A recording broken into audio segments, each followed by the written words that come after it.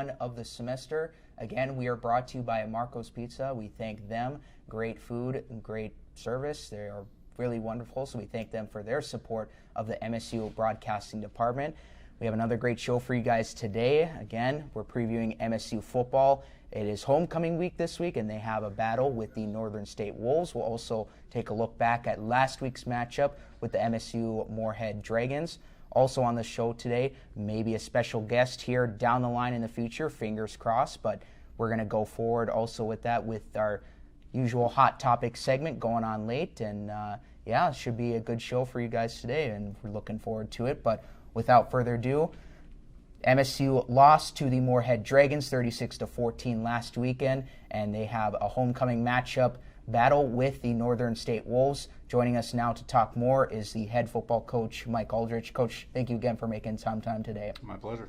So again, just simply put, last weekend, guys battled, but in the end, just Moorehead just kind of really ran away with it. Just your quick thoughts on the game with the Dragons last week. Yeah, I don't think the score is indicative of how the game went. We scored first, and then they were able to answer. I think we had 2 red zone turnovers that really both of those were essentially 14-point swings in both those situations, where you're going in and you're in position to score some points, hopefully a touchdown, and then they ended up both of those possessions going down and scoring, and that's really kind of what flipped the game. Really was off of those turnovers, but our guys played hard. They kept playing all the way through, and it was a good battle, 2 evenly matched teams. Yeah, for sure. And talking about the defense, they looked hot to start. I believe a couple turnovers in there. How have they progressed in your eyes so far this part of the season? Yeah, I mean, the one tough part about a defense, and it's a new scheme with the new defensive coordinator that came in January, is every week you have to adjust and you have to really make some changes in your scheme based on whatever the offense is showing you. So you can't really just go out and say, here's what we do, and we're just going to do these 5 plays and have a lot of success. There's too many good coaches out there that know how to take advantage of those looks. So I think the benefit will really show off after a whole nother year of just the base defense and kind of understanding what's going on. But the guys are playing hard. I think the biggest thing we'd like to do is have more takeaways, be able to get that ball back for our offense. We did that pretty early in the season, but we've kind of been cold here as of late, and that's really what can flip a game, and that's what flipped the game for Moorehead's favor on Saturday. So you can't really wish for it and hope for it and press for it. They got to come naturally, but you also have to put yourself in good position so when they do come, you can take advantage of it. Yeah, and being able to put in the work there, certainly. You mentioned adjustments earlier. Coming out of halftime, you guys scored to make it 14-13, a Beaver lead to start the third quarter. You guys moved the ball well, kept it close, just could not finish. Just simply put, how do you guys take a step back and really simplify the game moving forward in the second half? Well, I don't think simplifying the game is the answer, as much as we're playing a lot of youth because we're so injured. So half of our offensive line is out. Our starters are out for the season with injuries, so we're playing freshmen in there that we didn't want to play, and we weren't projecting them to have to play, but they are. So for those guys, is just a matter of being able to go out there and play against men that they're not physically 100% ready to do, but they're playing their butts off. That's all we can ask for them, and they're going to get their butts whipped a little bit just off of pure strength and experience and athleticism.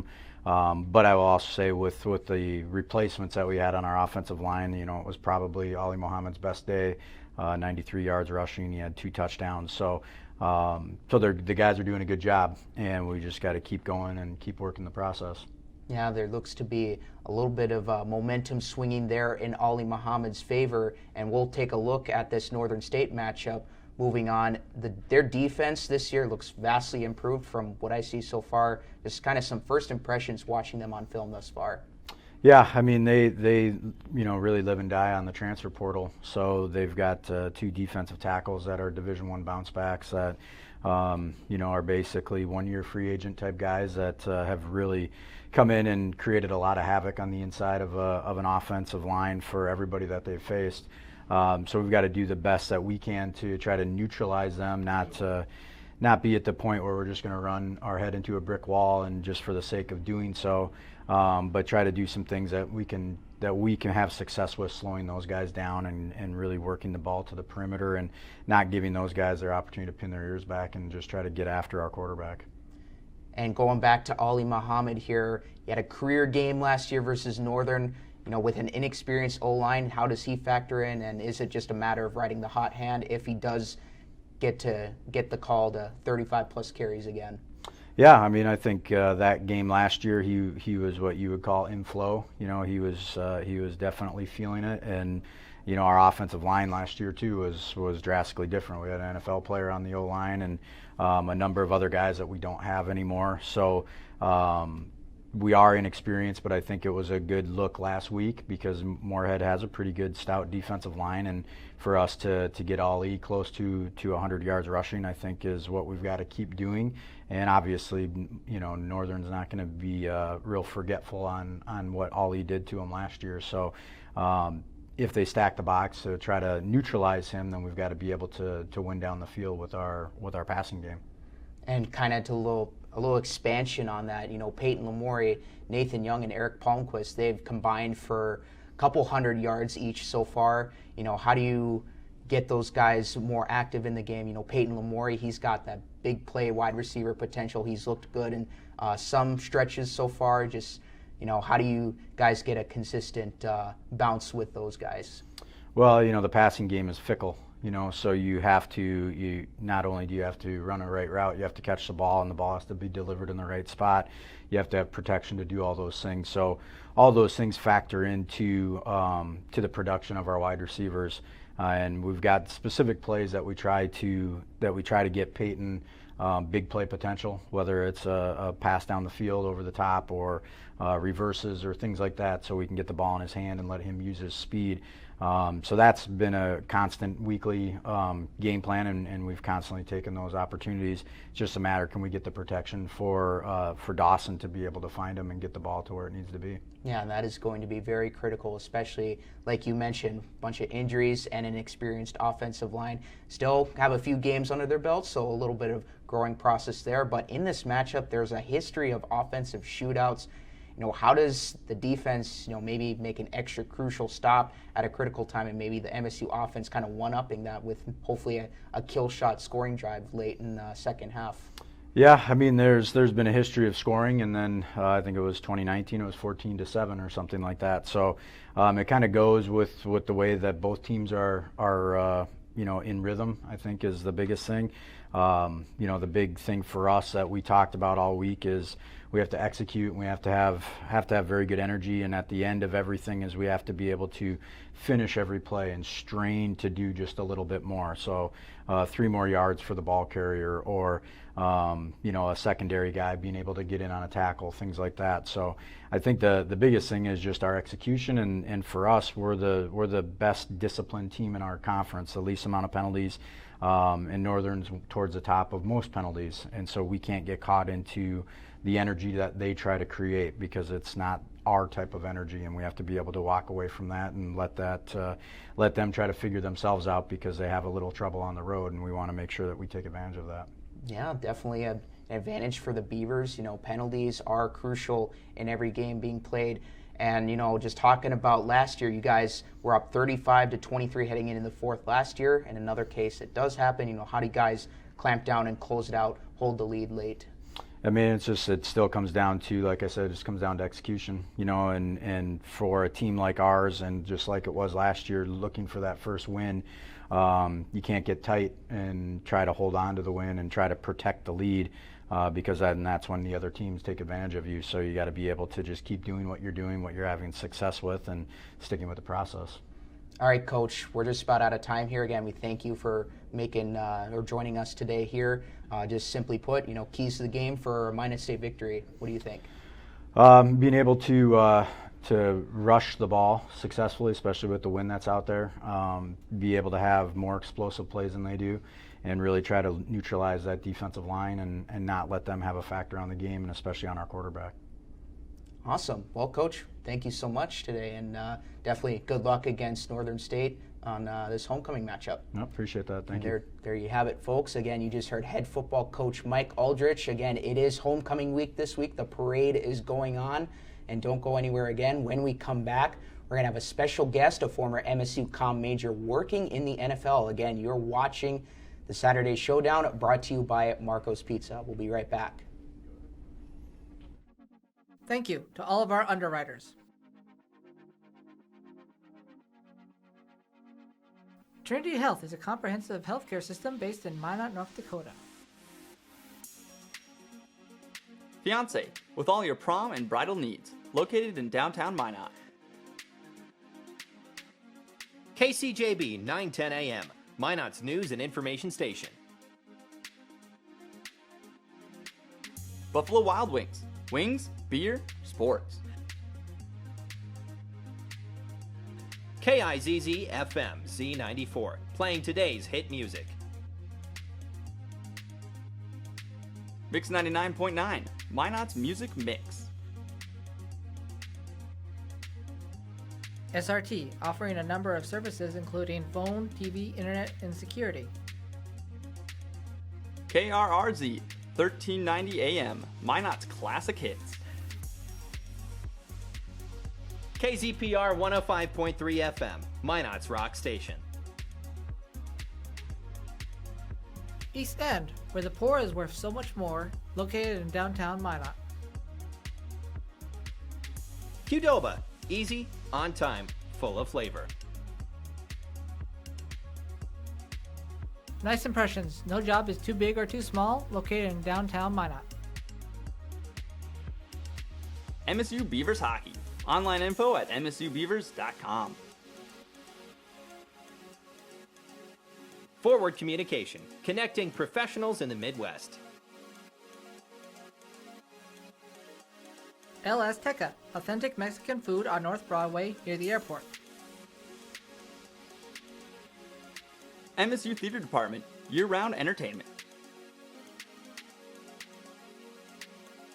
Red and Green, MSU's student-run newspaper.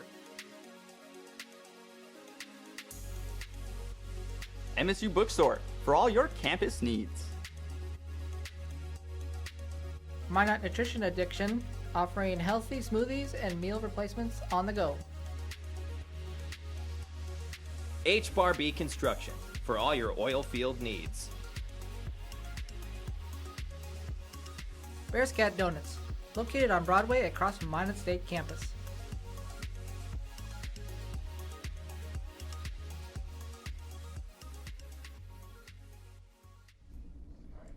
Hello and welcome back to the Saturday Showdown, brought to you by Marco's Pizza. Again, great food, great pizza as always. We thank them for supporting the MSU Broadcasting Department here for the Saturday Showdown. Yeah, here with us we have a very special guest, Travis Hansen, former Minot State alum, star student athlete in track and field, four-time NAI All-American and NAI National Champion for triple jump. And obviously now you're doing Fox NFL, college football rules producer at Fox Sports. Yep. And thank you for coming here today. It's really great to get to meet you. And thank you. Thanks for having me here, guys. It's fun to get back and see, what's changed and what's the same, and excited to see the Beavers play today. Yeah, just starting off, I just want to ask, what is the difference, what you see from the comm department from when you were in there and to now? Well, outside of just being in a different building, it's always cool to see how much things have changed and where the biggest thing you see is just how the productions are done. Yeah. It's kind of different because it's so dispersed here with it, not being in a location that's at a home. So I'm excited to see what it will be when Hartnett gets finished. Yeah, me too. That's going to be a big project. Yeah. They've been working on that for a little while, and I'm excited. It's going to be a huge step for our department. Yeah, totally. we're looking forward, certainly. So I'm hoping they'll get a track back up here. I heard they took out the track. It's like talking with one of the guys. He's like, yeah, it's a tough job for the coaches to recruit for track, and they, when they don't have a track, but that'll come. Maybe Fox Sports will donate some money. We can get a track out here. Who knows? That's what I'm saying. Do the broadcasting department here, and So now you're working alongside Mike Pereira Yep. and Dean Blandino. So can you just take me through like your typical Sunday? Like what happens? Sundays are fun. Sundays are the days where it's like everybody is buttoned up. Everyone, there's hundreds of people working on those shows. There's the show in studio where it's Terry and Jimmy and Howie and Strahan and all those guys. And then all the shows that are on the road, the games, we call them shows. Like it's a production, it's a show. Like everyone, it's not have a good game, it's have a good show. Go out there and they're producing the show that the 20-something million people are watching at home. And last weekend's game with the Cowboys and the Rams put up like 24 million people watching it in America. Wow. So it's cool to be a part of that and to be in communication with. To get back to your question was, to get back, I talked to the producers in the truck and using quick short sentences like, Mike just saw the play, he's ready to go on, and then seconds later they say, okay, now let's go back to the command center in LA where Mike Pereira is sitting here. What did you think on that play? And then he'll give his 15 seconds of analysis and charm, and then he said, well, let's hear what the referees have to say. So that's cool. And so we're doing that. We're watching 4, 5, 6 games sometimes in that 10 a.m. Pacific window, and we're just watching for anything. And we say like, oh, there's smoke on the plays. So if there's like a close catch on the sideline, and maybe the guy got his second foot down, can't tell, or maybe he was bobbling the ball before he went to the ground, and did he secure the catch all the way to the ground? We just yell, "Oh, smoke in Detroit! Detroit's got something here!" And we look at it quickly on we use Xbox controllers actually on a system called the Hawkeye. So we're loading in. Part of my job is I bring in all the different ISO feeds from the truck. We use these high internet or high-speed internet lines where we're bringing 20-something camera angles back to the studio, so Mike and Dean can look at those plays from all the different angles that you see on the broadcast before they're shown on the broadcast.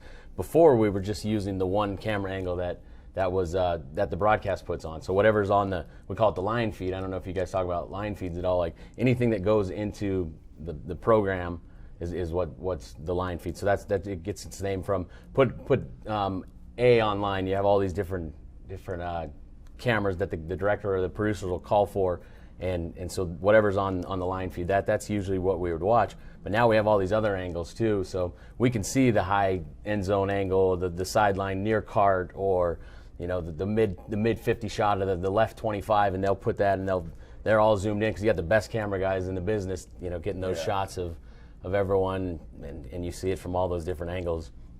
But it's chaos. I mean, it's controlled chaos definitely. Is what it is. Like we're watching those games with a very close eye. Yeah, that's awesome because if you're just watching the game like as a fan, you see that like they kick it to them, and then it's just like the one shot, like the Mike Pereira, and you're just like, oh, like that seems easy enough. Like they're just giving like a quick explanation, but no, now that you're saying all the stuff that goes into it, that's awesome just to hear what happens. And it's just I'm like there. a team I'm effort there. for Yeah, it. several hours before, making sure all the feeds are in.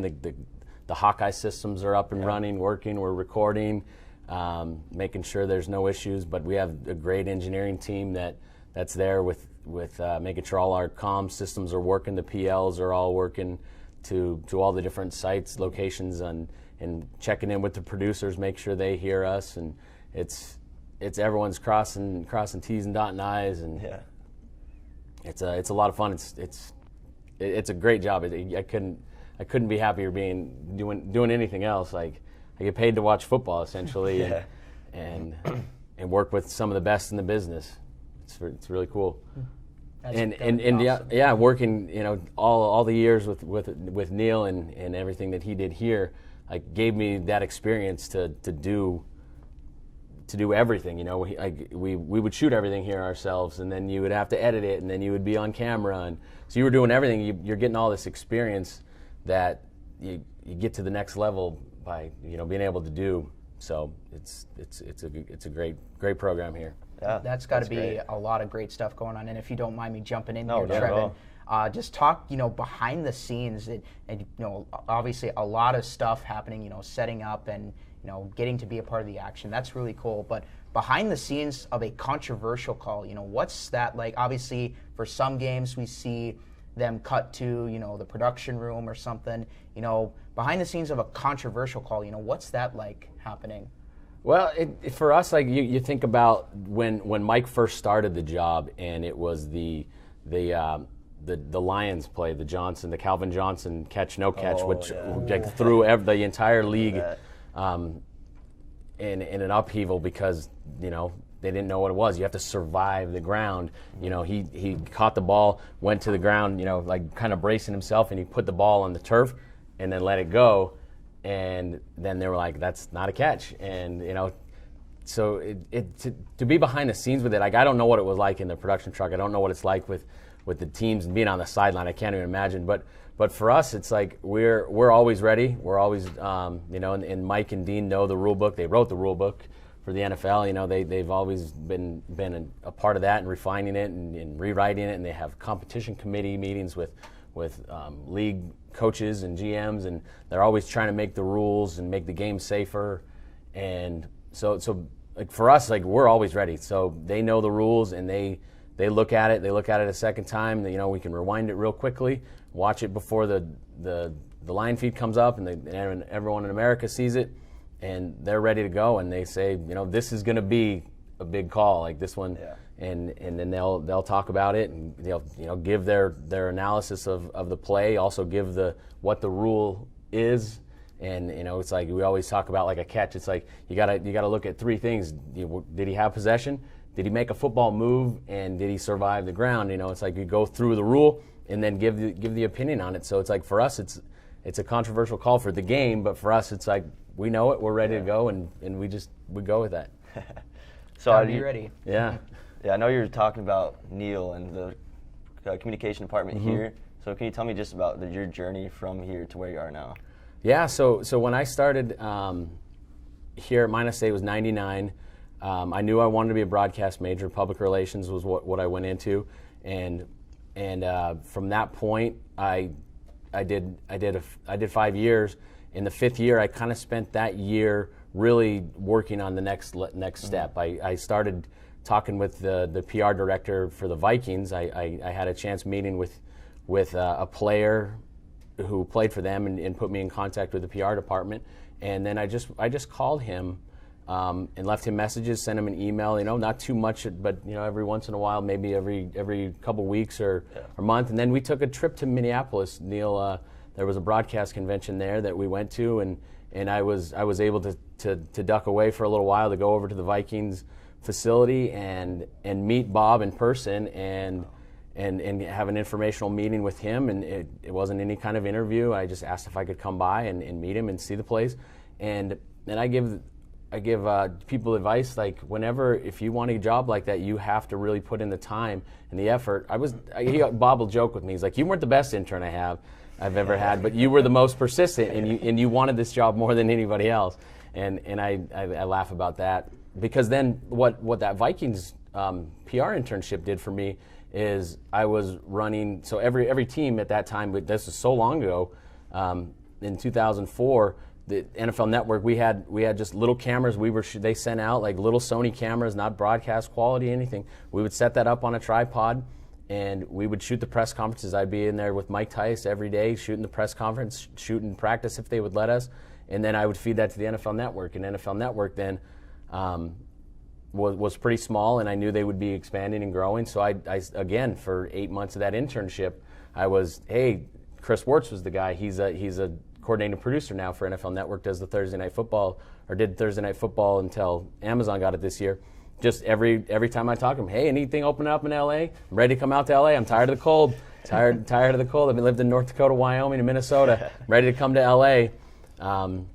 And he'd always be like, yeah, we'll keep you in mind. We'll keep you in mind as we do it. I was like, yeah, if I don't stay on here, I'll definitely do that. And then after that, I worked there for about 8 years, and then after that, I took a job with Fox Sports, and I've been there for 9 years and been in the rules position for the last 6, and working with the best in the business doing that. And again, that job took a long time to get. Like, no jobs you don't walk in and get the job that day. You put in the work. You gotta take the time to really build those relationships with the people, because they want to know who they're going to be working with. They want to work with someone who loves to work and is fun to be around, has a good attitude, and I'll definitely tell you I'm not the smartest guy out there, but I have a good attitude, and I'll be fun to work with, and I'll work my butt off and do everything I can to make sure the job's done right and ask the right questions. Like there's always things that are going to be wrong, and you have to ask the question. Like if you see something, say something. It's always been that way, and there's always someone who can fix it if you don't know how in that high level broadcasting. Like you don't have to know how to do it. You just have to know that it needs to be asked and needs to be looked at. Yeah, sometimes that's all it takes, really, is a good attitude. And Neil always preaches to us, no finger pointing, right? And just don't be problem creators, be problem solvers. Exactly. So that's that's certainly some good words to live by, and that's more good stuff there. Yeah.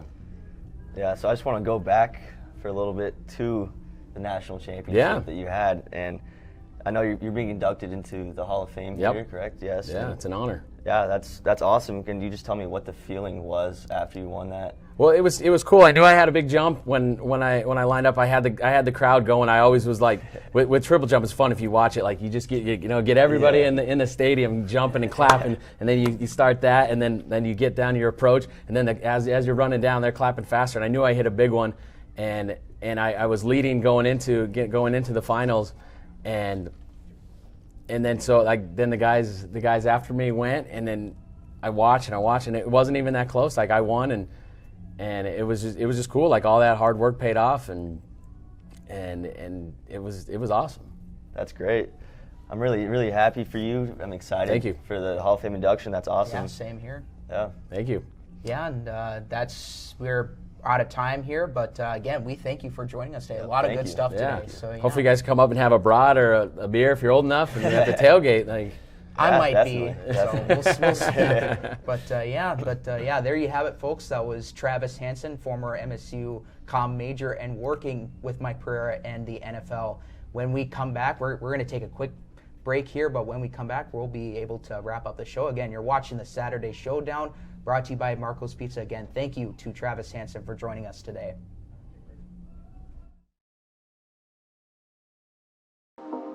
Minot State's small enough that you get to experience a lot of good things. You get into radio right away, TV right away, work as a director, a producer, or a talent on the show. It's really fun to be involved doing all those things. We've got the new technical equipment. Everything you work with here, for the most part, is going to be out there in the real world. Neil Roberts is a great mentor. He has been seasoned in TV and radio and able to bring that experience to the classroom, and he's personable. He has a passion for it, and he wants everyone else to share that passion as well. I'm the director and producer of Inside Out. I work with a lot of different people and make sure that everyone's satisfied and everybody's working together to make communication what it is. Over this semester, everybody's worked together and found this rhythm with each other, and it all just comes together. It makes a really nice finished product.